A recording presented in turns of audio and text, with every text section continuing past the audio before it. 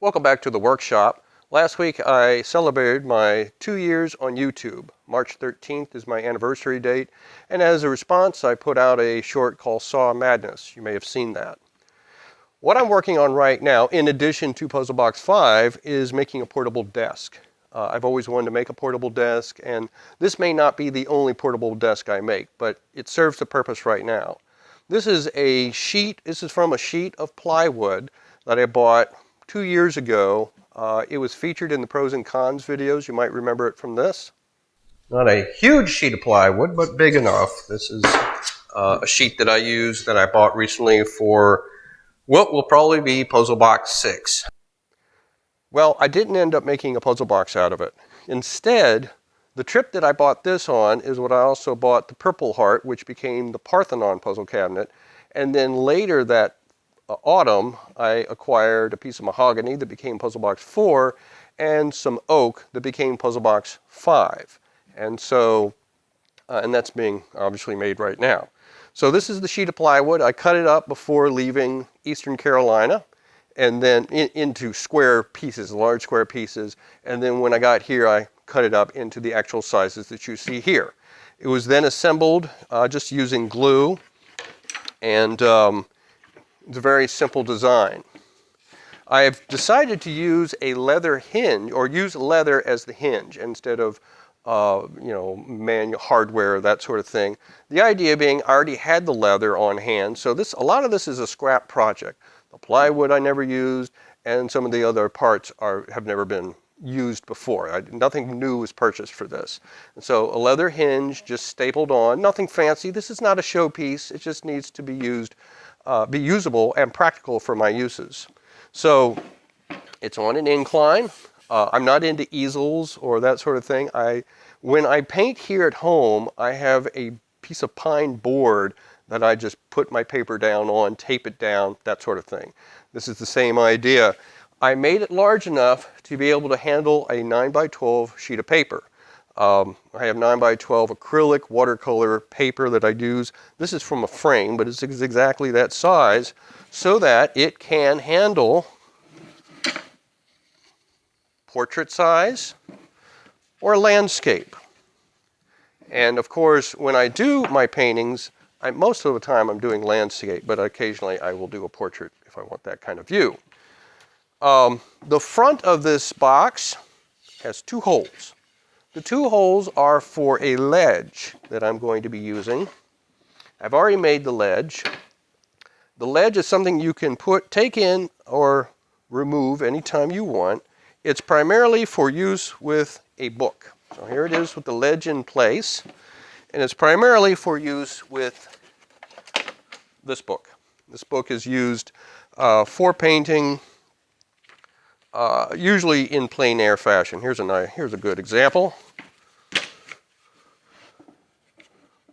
There's a painting I did of my smoother plane a couple years ago as part of the Color and Practice series.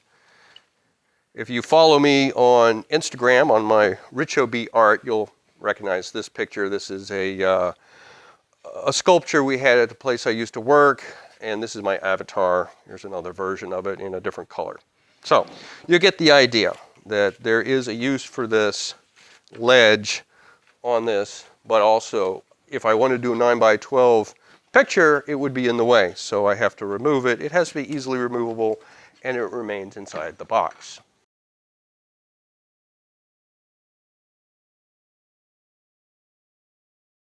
Additional construction items to note.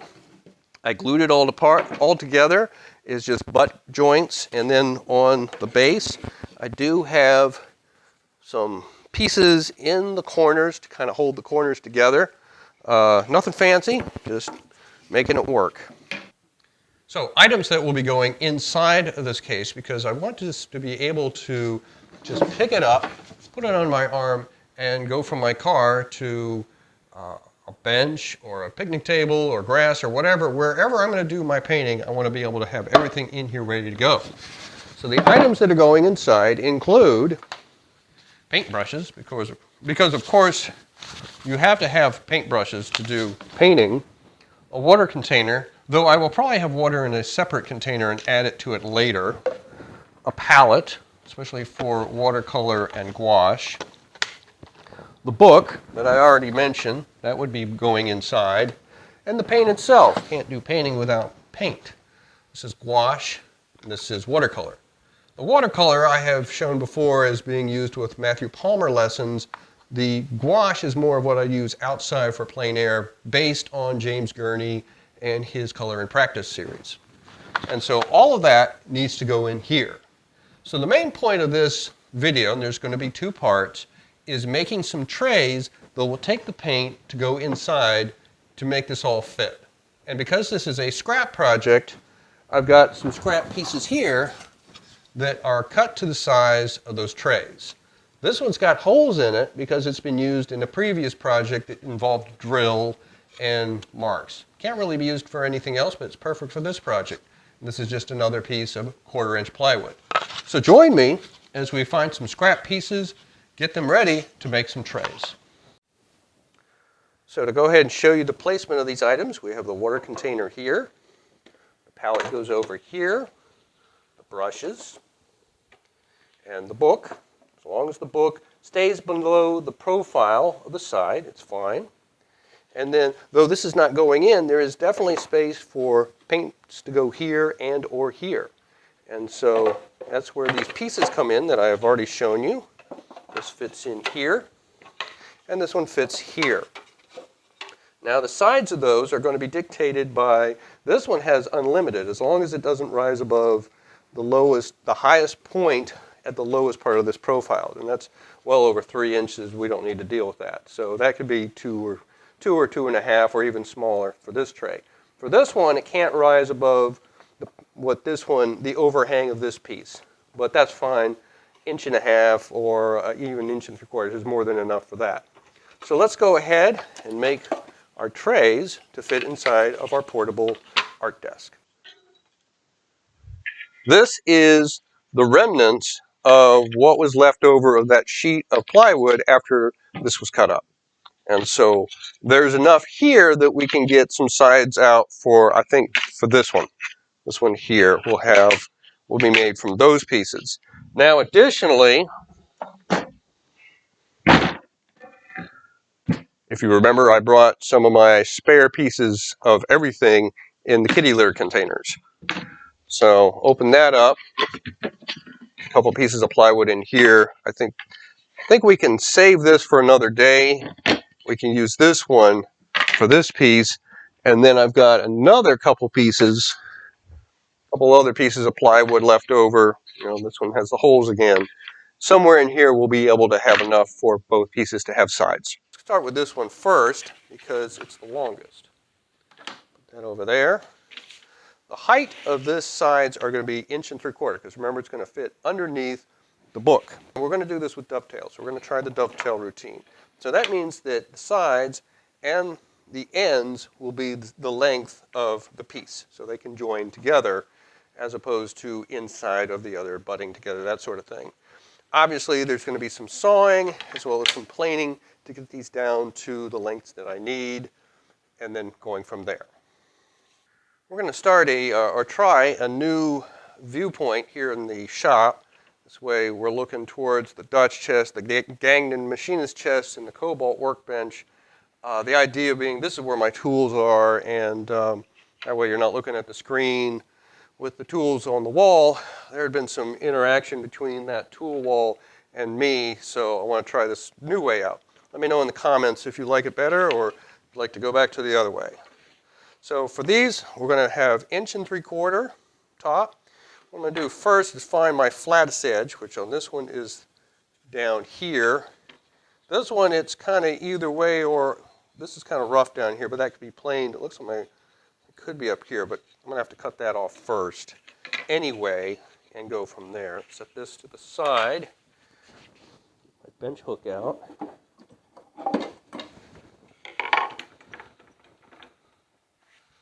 Oh, the bench is in a weird spot. That's what happens.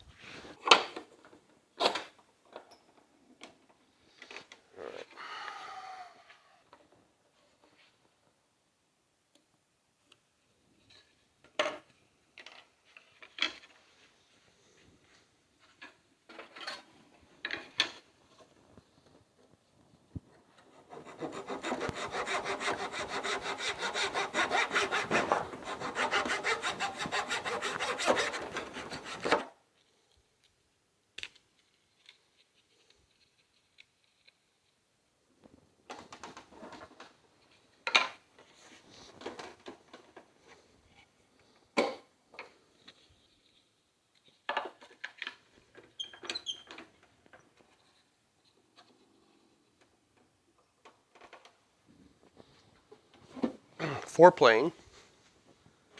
When I'm using the 4-plane, I like to get the other stuff off of my bench. Sawing or planing, stuff can move around.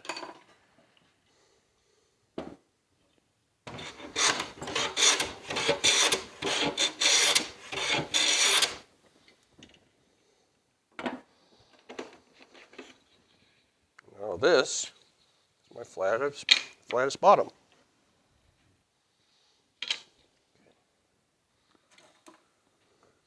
A combination square, get that up to 1 3/4. You can also use a measuring gauge. That could work as well. On plywood, I don't know, I just assume use this thing.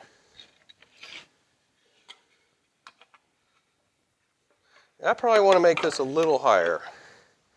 So it may be 4 1 3/4. I'm going to make it a little higher because I'm going to want to plane it smooth when I'm finished after I saw it.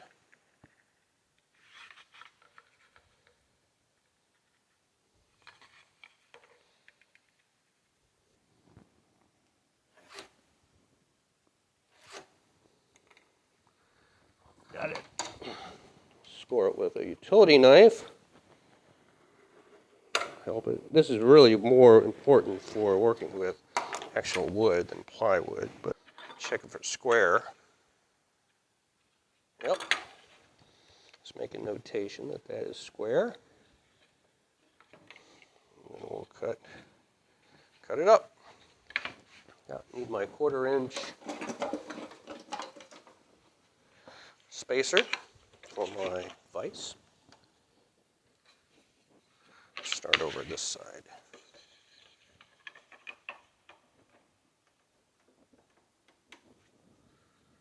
Where is my 1/4? Small square.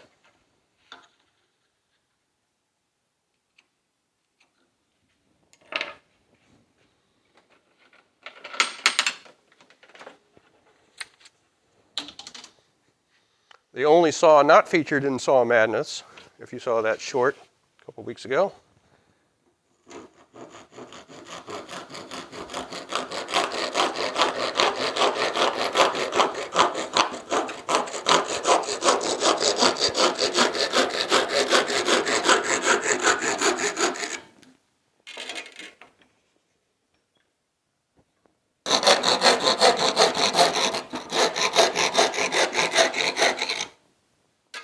What did I say? We take everything off the bench when we're sawing, otherwise it will be on the floor. At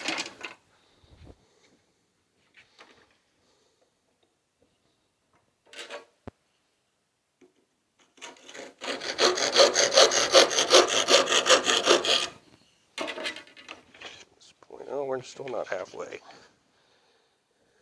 Almost.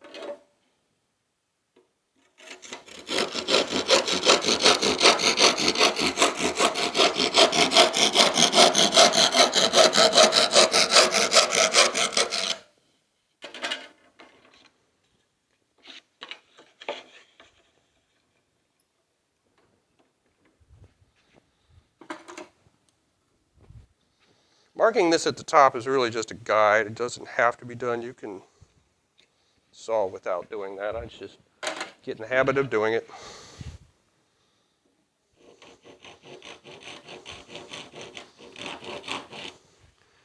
Do this a little lower. Better control.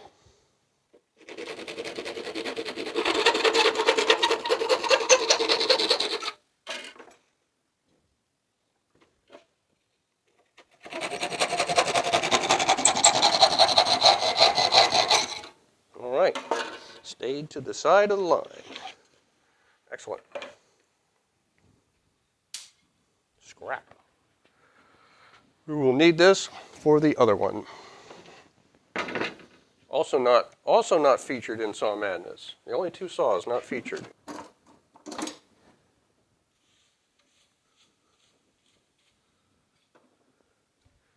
I will get this to the size I need before I do the other piece.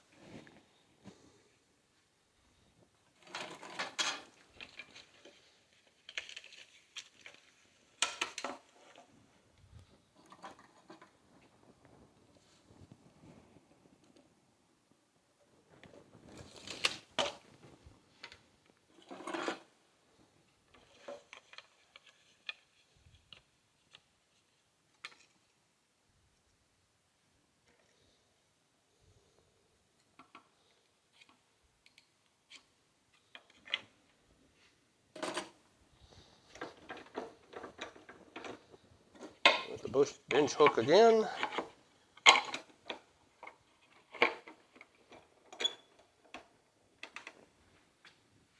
And with the cross cut back out, which I already put away.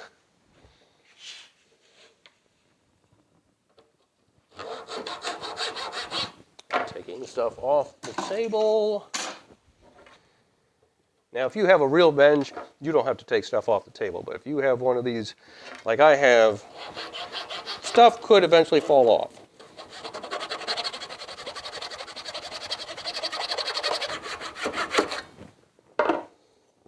Using a crosscut saw on plywood is not as easy and as good as using it on real wood.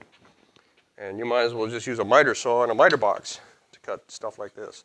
Obviously, if you have a power miter saw, use that. That's the best thing you can do. But again, I don't have one, and this is the kind of woodworking I do, as many of you do as well.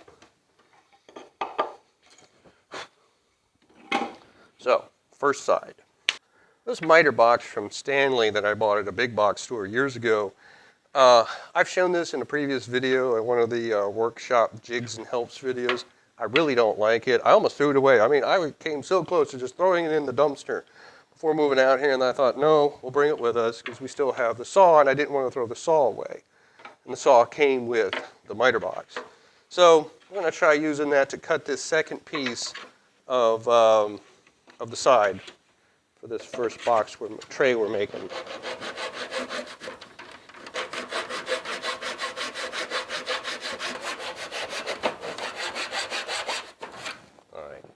It used to have spacers in it, and I know I threw those away, so I just about have to put something else in there to kind of wedge the piece in place.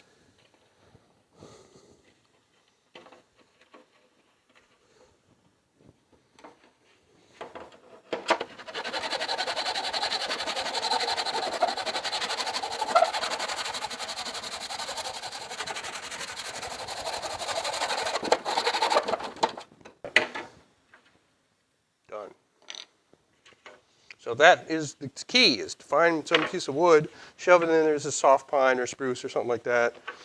Find something in there to lodge it in, because even when it had the spacers, they wouldn't be able to keep a piece of even plywood in place without having it pop out. So it worked. Because there's so much that I have to take off of this, I'm going to use my older 4-plane, which is more like a scrub plane, although I haven't changed the blade specifically for that use. But if I did have a scrub plane, it would be this one, since the Stanley number 7 has become my number 6. My Stanley number 6 has become my go-to 4-plane.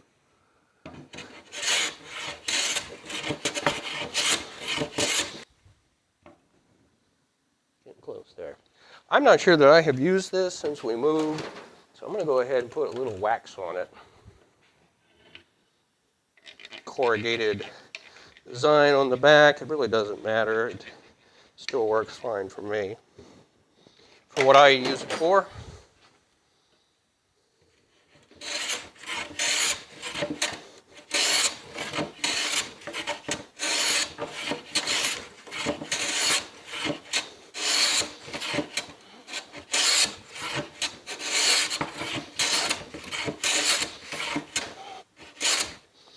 If you have any questions as to why there's a corrugated bottom, check out my video, Nifty Tools, 4-planes. I describe what the history is on that in more detail.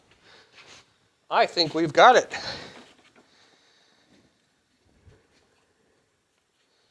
Yep. Now they're all roughly the same. That's exactly what we want. Okay, so for doing the dovetails, I use dovetail guides that I bought several years ago, like many years ago. There we go.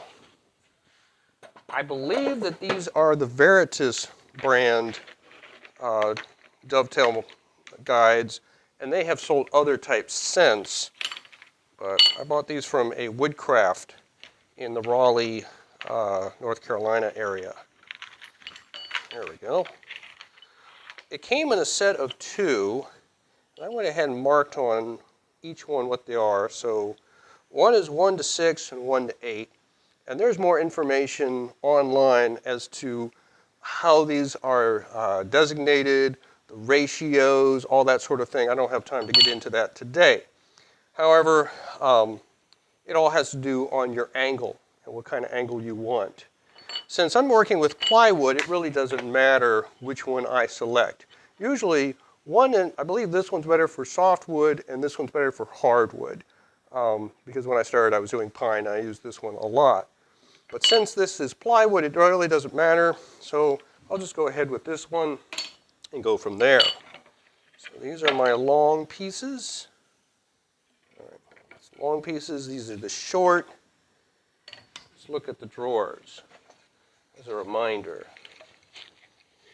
Long pieces have my tails, short pieces have my pins. So I'll put my tails on the long pieces, my pins on the short pieces. And as I said, it's going to be one tail. It's basically going to be one tail, two pins. And that's how I do it. So first thing I need to do is sort of decide. Let me get a pole down so it's not dancing around on the bench. Let's see here. There we go. So I don't need a big one because when you're dealing with plywood, the bigger they are, the smaller the pins are going to be, and they can easily fall apart. So let's see, maybe around here. Where is my pencil? Oh, they're all over here now. So just kind of eyeball it. I'm not going to be too fancy with this again. I mean, it's not a showpiece. I'm just doing this for a little better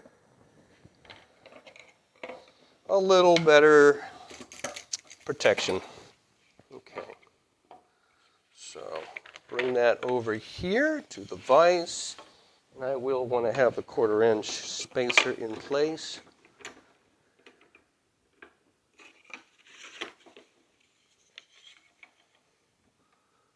Taking the two bits, turn this around, taking the two marks,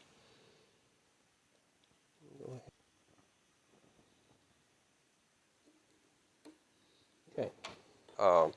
This is all 1/4 inch, it's all 1/4 inch stock, so mark that to 1/4 inch.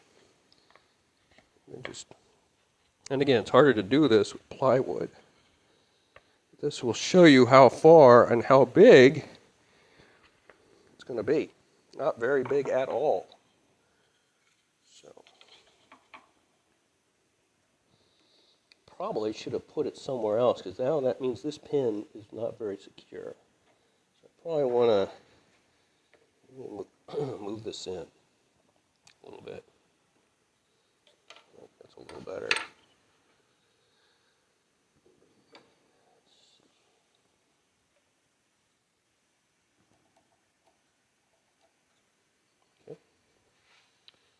No.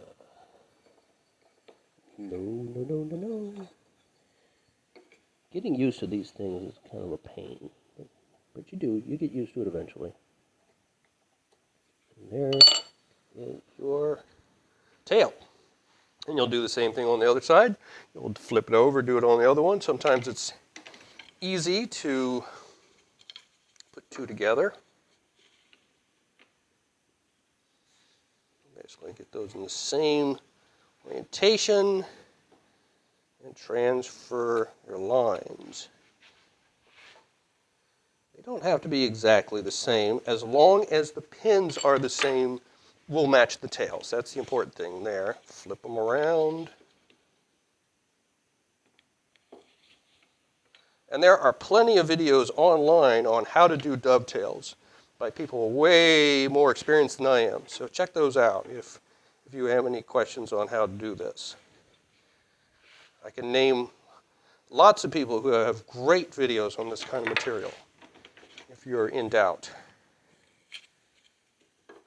This is just how I do it.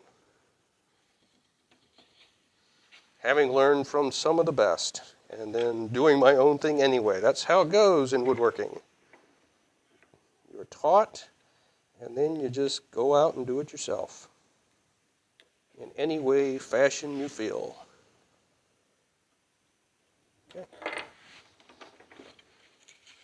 So those can all be angled out using the guide. So stay tuned to part 2. So we will have our tails, we'll find our pins, and we'll assemble our trays.